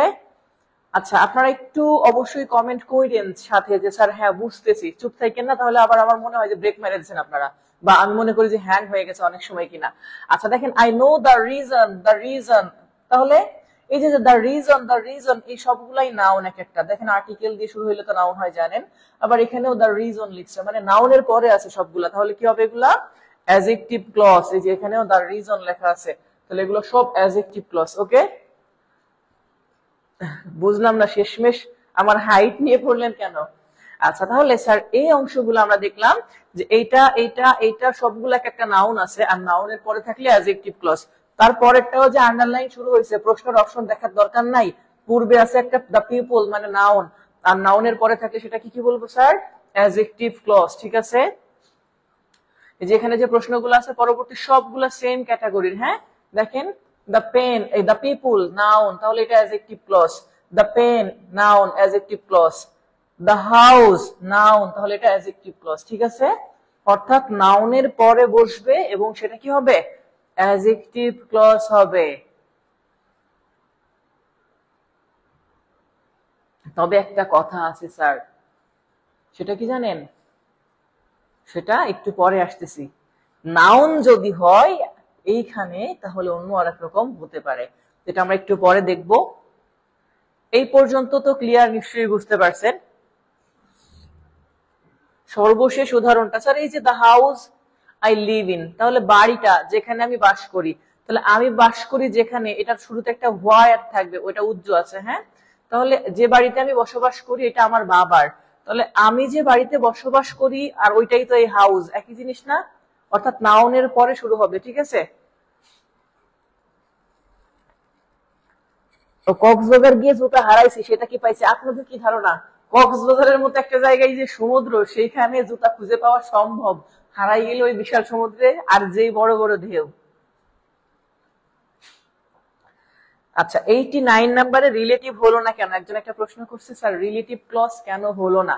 আচ্ছা এখানে আমি তো এটা আসলে ডিটেলস বলছি, একটা কথা তখন ক্লিয়ার বলছিলাম, সেটা হচ্ছে কি স্যার, যে নাউন ক্লজ সেটা সম্পূর্ণ আলাদা, অ্যাডজেক্টিভ ক্লজ যেটা, অ্যাডজেক্টিভ ক্লজেরই আরেকটা নাম রিলেটিভ ক্লজ, আলাদা কোনো ক্লজ না। হ্যাঁ অর্থাৎ অ্যাডজেক্টিভ ক্লজের অপর নাম কি? Relative clause. এখন আমি কিন্তু সবগুলাকে অ্যাডজেক্টিভ ক্লজই বলে আসছি, বাট দেখেন উনি বলছে বা স্যার এটা তাহলে রিলেটিভ ক্লজ হলো না কেন? আসলে রিলেটিভ ক্লজ এটা, অপশনে তো অন্য কোথাও অ্যাডজেক্টিভ ক্লজ নাই, অর্থাৎ রিলেটিভ ক্লজের আরেকটা নাম কি স্যার? অ্যাডজেক্টিভ ক্লজ, ঠিক আছে? অর্থাৎ যেটা রিলেটিভ ক্লজ তাহাই অ্যাডজেক্টিভ ক্লজ, অর্থাৎ নাম দুইটা শুধুমাত্র আলাদা। হ্যাঁ শুরু থেকে আবার কবে? ঠিক আছে দেরি আছে। হ্যাঁ কিভাবে ভর্তি হবো স্যার? পেজে নক দিন, এখনই পেজে মেসেজ দিন, আপনি ইনফরমেশন ডিটেলস পেয়ে যাবেন, ঠিক আছে?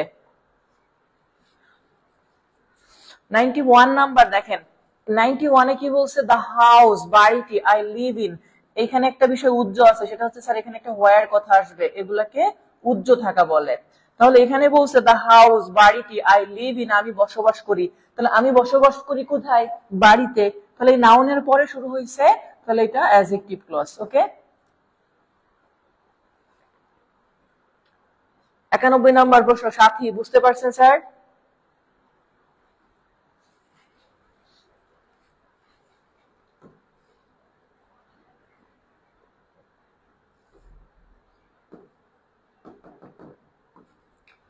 এবার আসেন এখানে, যেমন এখানে সেম 92-তে দা গার্ল লেখা আছে, তাহলে গার্ল একটা নাউন, নাউনের পরে আছে, তাহলে এটা কি হবে?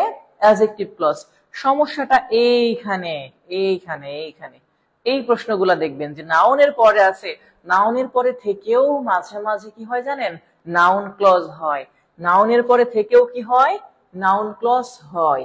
তাহলে সেই বিষয়টা একটু, স্যার পেজে মেসেজ দিলে আপনাকে পাই না, কে বলছে? আপনি এখন মেসেজ দেন, আমাকে পাওয়া যাবে না, আমার বিভিন্ন স্টাফ আছে, তারা আপনাকে রিপ্লাই দিবে, পেজে রিপ্লাই কখনো আমি দেই না। হ্যাঁ, ঠিক আছে? আমাকে মেসেজ দিতে হলে আমাদের পেজের অ্যাডমিশন প্রসেসে যে ফোন নাম্বারগুলো দেওয়া আছে তার প্রথম নাম্বারে হোয়াটসঅ্যাপ আছে, ওই হোয়াটসঅ্যাপে হচ্ছে আমাকে পাওয়া যাবে। আচ্ছা, একটু খেয়াল করেন, যদি এখানে আমরা দেখি, এখানে 3টা প্রশ্ন আপনাদের মনের মধ্যে নিশ্চয়ই ঘুরপাক খাচ্ছে। আমি আগে প্রশ্নগুলোর উত্তর বলি, তাহলে আপনাদের জন্য বুঝতে সুবিধা হবে। হ্যাঁ, আচ্ছা দেখেন, আমি তো মাত্র বলছি এটা একটা নিউজ নাউন। হ্যাঁ, এটা একটা নাউন। আচ্ছা, এরপরে এটা আসেন স্যার, এটাও একটা নাউন। ওকে, এটাও একটা নাউন। আবার এইখানে প্রশ্নটা যদি দেখেন, দা জব, এটাও একটা নাউন। এখন আমরা মাত্র শিখছি স্যার, নাউনের পরে যদি হয় তাহলে সেটা কি হবে? না, আর্টিকেল থাকলে সেটা নাউন, ঠিক আছে। আজকে শেষ করব, আজকে শেষ করব, সময় লাগবে আর একটু, আরো 4-5 মিনিট সময় লাগবে, 5-7 মিনিট সময় লাগবে, কিছু নাই, কালকেও একটু বেশি লাগছে, কিছু করার নাই। আচ্ছা দেখেন, কারণ এই 5-7 মিনিটের জন্য ফুল আর একটা ক্লাস করবো না। দেখেন, দা নিউজ একটা নাউন, দা নিউজ একটা নাউন, দুইটাই নাউন। এখন কথা হচ্ছে স্যার, প্রথমটাই যে নাউন, এটার উত্তরে দেওয়া আছে নাউন ক্লজ। হ্যাঁ, আবার দ্বিতীয়টায় যেটা আছে, এটা পরে আসি, দ্বিতীয়টায় যেটা আছে এটার উত্তর আবার দেওয়া আছে স্যার অ্যাডজেক্টিভ ক্লজ। এখন কথা হচ্ছে স্যার, দুইটাই নাউনের পরে শুরু হয়েছে, তাহলে একটা কেন অ্যাডজেক্টিভ ক্লজ আর একটা কেন নাউন ক্লজ? এই দুইটাই আবার দ্যাট দিয়ে শুরু হয়েছে, দেখেন দ্যাট দিয়ে শুরু হয়েছে, দেখছেন না? এখন সমস্যা হচ্ছে এই দ্যাটের পরের যা আছে কাহিনী, এইটুকু আপনাকে আলাদা করতে হবে। হ্যাঁ, এইটুকু, এই যে এইটুকু আলাদা করতে হবে। হ্যাঁ, এখন এইটুকু যদি ফুললি অর্থ শেষ করে, আবার বুঝেন, আমি যদি বলি ইউ হিয়ার্ড, অর্থাৎ অর্থ যদি শেষ করে, কমপ্লিট হয়, তাহলে নাউন। অর্থাৎ আমি যদি বলি পূর্ণ অর্থ প্রদান করলে নাউন, ঠিক আছে? পূর্ণ অর্থ প্রদান করলে নাউন ক্লজ। হ্যাঁ, নাউন ক্লজ। আচ্ছা, আর যদি বলি স্যার অ্যাডজেক্টিভ ক্লজ, যেটা বলছে অসম্পূর্ণ অর্থ থাকবে। হ্যাঁ, অসম্পূর্ণ বাক্য, এটা অ্যাডজেক্টিভ ক্লজ। এখন অসম্পূর্ণ নাকি পূর্ণ, আপনি এটা কিভাবে বুঝবেন? এইটুকু আলাদা লেখেন একটা জায়গায়, কি লেখা আছে? হি হ্যাজ ডাইড, সে মারা গিয়েছে। দেখেন, এটা একটা কমপ্লিট সেন্টেন্স, আপনি যে কোনো ব্যক্তিকে বলতে পারেন সে মারা গিয়েছে, কমপ্লিট সেন্টেন্স। হ্যাঁ, আচ্ছা, আর এইখানে যেটা আছে ইউ হিয়ার্ড, তুমি শুনেছো। এখন এই যে বলছে ইউ হিয়ার্ড, আমি যদি কোথাও আলাদা করে এরকম লিখি যে ইউ হিয়ার্ড, তুমি শুনেছিলে। আচ্ছা, আপনি বলেন, আমি যদি কাউকে দিয়ে বা আপনাকে গিয়ে বলি যে আপনি শুনেছিলেন, আপনি আমাকে প্রশ্ন করবেন না কি শুনেছিলাম স্যার, এটা বলেন? অর্থাৎ এটা কমপ্লিট না, দেখছেন, এটা কমপ্লিট না। আর ওইটা কি স্যার? কমপ্লিট। যদি কমপ্লিট হয়, এই দ্যাট যুক্ত অংশ, দ্যাট যুক্ত যেটা, যদি কমপ্লিট অর্থ প্রদান করে তাহলে নাউন, কমপ্লিট অর্থ প্রদান করলে কি হবে? নাউন। আর কমপ্লিট না হলে অ্যাডজেক্টিভ। কথাটা কি বুঝতে পারছেন না স্যার?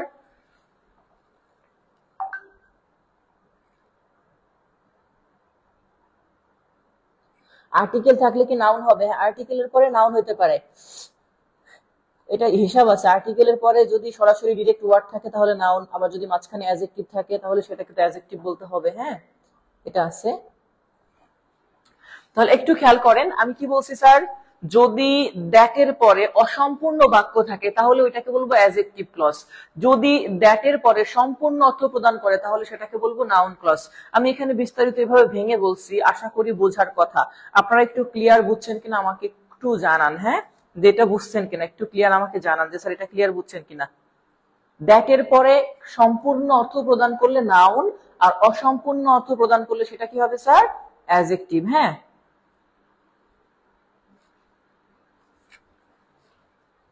এটা কখন? শুধু দ্যাট এর ক্ষেত্রে এই নিয়ম, আর অন্য সকল জায়গায় নাউনের পরে থাকলেই কিন্তু অ্যাডজেক্টিভ। অন্য সব জায়গায় নাউনের পরে থাকলেই অ্যাডজেক্টিভ। শুধু এরকম দ্যাট যুক্ত যেটা আছে নাউনের পরে যদি কমপ্লিট অর্থ প্রদান করে, এটা যেমন কমপ্লিট অর্থ প্রদান করছে, তাহলে নাউন ক্লজ। নাউনের পরে হইলেও নাউন ক্লজ যখন সে আবার কমপ্লিট। আর যখন কমপ্লিট অর্থ দিবে না এটার মতো, যেমন ইউ হিয়ার্ড লেখা আছে শুধু, তাহলে সেটাকে বলবো অ্যাডজেক্টিভ। যখন কমপ্লিট অর্থ দিবে না সেটাকে কি বলবো? অ্যাডজেক্টিভ। আচ্ছা আসেন 95 নাম্বার প্রশ্ন, 95। দেখেন ডিরেক্টলি লেখা আছে দ্য নিউজ, দ্যাট দ্বারা শুরু হয় নাই, তাহলে এটা কোন ক্লজ? অ্যাডজেক্টিভ ক্লজ, নাউনের পরে আছে। কি হবে? এটাকে অ্যাডজেক্টিভ ক্লজ বলবো। ওকে,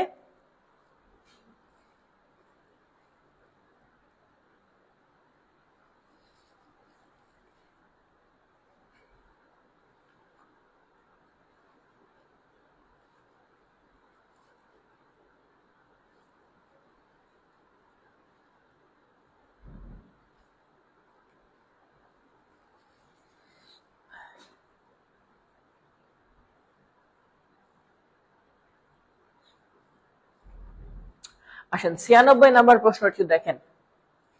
96 নাম্বার প্রশ্ন বলছে দ্য বুক নাউন, আর নাউনের পরে থাকলে কোনো কিছু সেটাকে কি বলে? Adjective clause. হ্যাঁ, আর অ্যাডজেক্টিভ ক্লজের আরেকটা নাম কি? Relative clause. এখন অপশনে কোথাও অ্যাডজেক্টিভ ক্লজ কথাটা নাই, আছে কি? Relative clause. সাথে একটু এক্সট্রা আছে ডিফাইন। ডিফাইন হচ্ছে নির্দিষ্ট করা, আপনারা জানেন ডিটারমিনারের কাজ করার মতো অনেকটা, মানে নির্দিষ্ট করে যেটা আর কি। ঠিক আছে, হ্যাঁ, শুধু দ্যাট এর ক্ষেত্রে ওই নিয়মটা, অন্য ক্ষেত্রে সব জায়গায় অ্যাডজেক্টিভ ক্লজ হবে, শুধু দ্যাট এর ক্ষেত্রে আলাদা নিয়মটা। হ্যাঁ, এটা আর কি।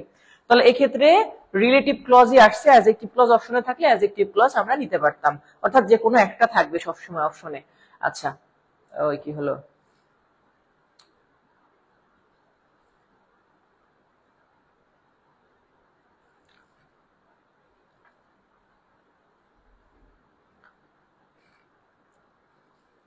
ও আচ্ছা, সমস্যা নেই, একটু আসি স্যার পরবর্তী অংশ। হ্যাঁ, 18 নম্বর প্রশ্ন। আচ্ছা, ক্লজ হিসাবে দ্যাট এবং হোয়াট এর একটা ব্যবহারের কথা বলছে। দ্যাট এবং হোয়াট এর ব্যবহারটা এখানে কি বলছে দেখেন, সাবঅর্ডিনেট ক্লজটি ফাইনিট ভার্বের পর অবজেক্ট না থাকলে ক্লজ মার্কার হিসাবে হোয়াট বসে, আর অবজেক্ট যদি থাকে তাহলে দ্যাট বসে। অর্থাৎ অবজেক্ট থাকলে আর না থাকলে এইখানে হচ্ছে একটা বিষয়।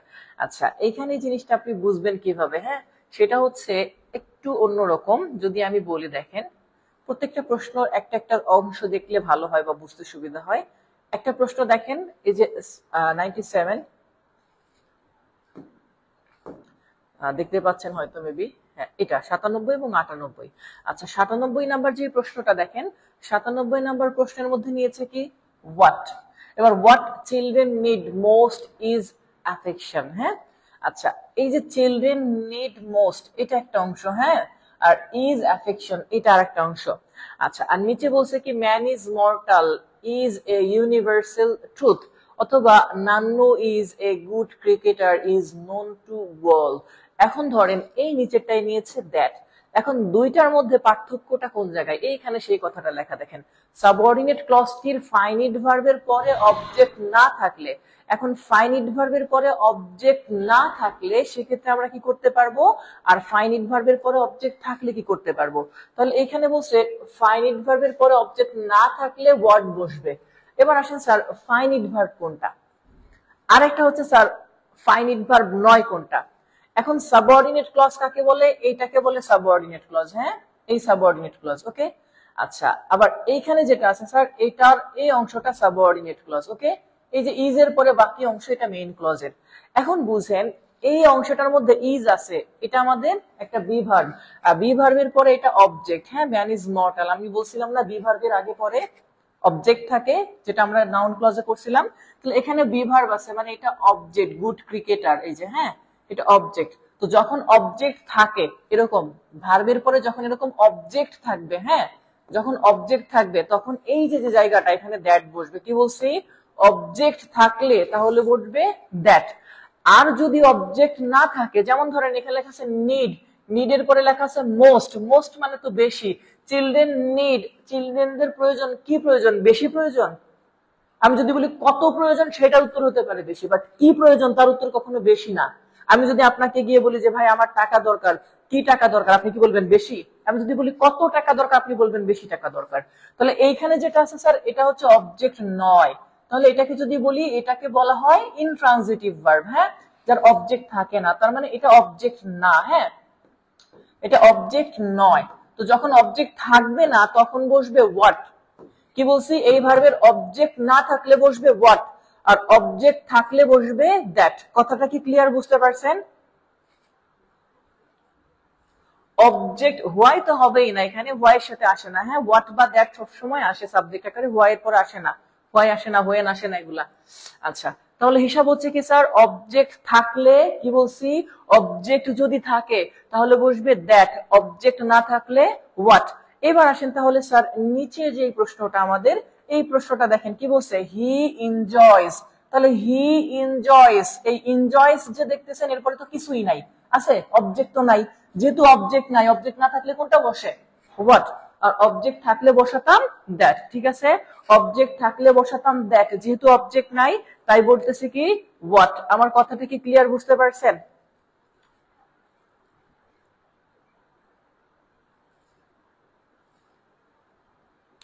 অবজেক্ট যদি থাকে তাহলে বসাবো দ্যাট, আর অবজেক্ট না থাকলে হোয়াট। এই কথাটা কি ক্লিয়ার, বুঝতে পারছেন আমার কথা? এটা কি ক্লিয়ার বুঝতে পারছেন কিনা আমাকে একটু কমেন্টে জানান, যেহেতু অনেকটা সময় হয়ে গেছে, সম্ভবত এখানে ক্লোজ করব। ওকে, অ্যাডভার্বিয়ালটা আজকে শেষ করা যাবে না, কিছু করার নাই, কারণ অ্যাডভার্বিয়ালটা আরো প্রায় 15 থেকে 20 মিনিটের উপরে লাগবে, হয়তো নেক্সট ক্লাসে এটা ধরবো। 97 নম্বর প্রশ্নে হোয়াই হলো না কেন, বলছি sir why children need most is affection হয় না, এটা অর্থের সাথে মিলবে না। হ্যাঁ, বাসে বাংলা লেখা আছে দেখেন, শিশুদের যা দরকার তা হচ্ছে স্নেহ। আপনি কি বলবেন, শিশুদের যা দরকার কেন হচ্ছে স্নেহ, এরকম অর্থ হবে?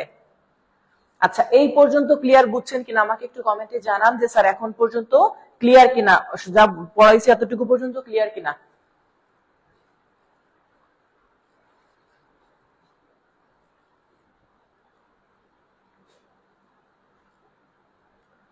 ঠিক আছে, তাহলে অনেক রাত হয়েছে অলরেডি, আপনারা শীতের রাত, অনেকে শীতের মধ্যে হয়তোবা কষ্ট হচ্ছে, ল্যাপের নিচে শুয়ে শুয়ে অনেকে দেখতেছে। না, এনজয় অবজেক্ট না তো স্যার, এনজয় নিজেই তো ভার্ব, এনজয় মানে কি, উপভোগ করা। He subject, enjoy verb, object তো নাই এখানে। ওকে, আচ্ছা, তো যেটা বলছিলাম যে স্যার যেহেতু শুরু থেকে শেষ পর্যন্ত অনেকে ছিলেন, সকলকে অসংখ্য ধন্যবাদ থাকার জন্য। তো যাই হোক, ক্লাসটি কেমন লাগলো একটু কমেন্টে জানিয়ে দেন। আশা করি আবার দেখা হবে পরবর্তী ক্লাসে। অ্যাডভার্বিয়াল ক্লাসটা আমরা পরবর্তীতে আলোচনা করব। হ্যাঁ, পরবর্তীতে আমরা আরো একটা পেজ বা দুইটা পেজ আমাদের আছে, সেই অংশটা আপনারা জাস্ট একটু কমেন্ট করে রাখেন যে sir adverbial class, next class paid ব্যাচে অ্যাডভার্বিয়াল থেকে নিব। হ্যাঁ, এটা পেইড ব্যাচের একটা ক্লাস, জাস্ট আজকে ওপেন পেজে ছিল। হ্যাঁ, ঠিক আছে। 99 নাম্বার প্রশ্ন, আরেকবার 90 নাম্বার প্রশ্ন, আমি বলছিলাম কি স্যার, এই যে যেটা সাবঅর্ডিনেট ক্লজ, মানে এই যে যেখানে ক্লজ মার্কার বসবে, হ্যাঁ, সিস্টেমটা বুঝেন। যদি ওয়াট এর পরে সাবজেক্ট থাকবে, ভার্ব থাকবে, বুঝেন, আর কিছু থাকবে না। হ্যাঁ, এই পর্যন্ত ওয়াট সাবজেক্ট প্লাস ভার্ব থাকবে, অবজেক্ট থাকবে না। আর দ্যাট যেটা আছে, দ্যাট এর পরে সাবজেক্ট থাকবে, ভার্ব থাকবে, অবজেক্টও থাকবে, মানে এক্সট্রা কাজ হচ্ছে এখানে অবজেক্ট থাকতে হবে। এবার নিচে দেখেন এই প্রশ্নটা, এই প্রশ্নটা কি আছে, এখানে সাবজেক্ট আছে, ভার্ব আছে। আমরা বলছি সাবজেক্ট আর ভার্ব যদি থাকে, সাবজেক্ট আর ভার্ব যদি থাকে, এই যে এখানে সাবজেক্ট আর ভার্ব, তাহলে হোয়াট বসাইতে হবে, এই জন্য হোয়াট।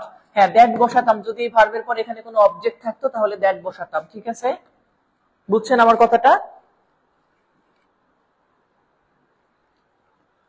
অ্যাডভার্বিয়াল ক্লজটা আমরা নেক্সট ক্লাসে আলোচনা করব।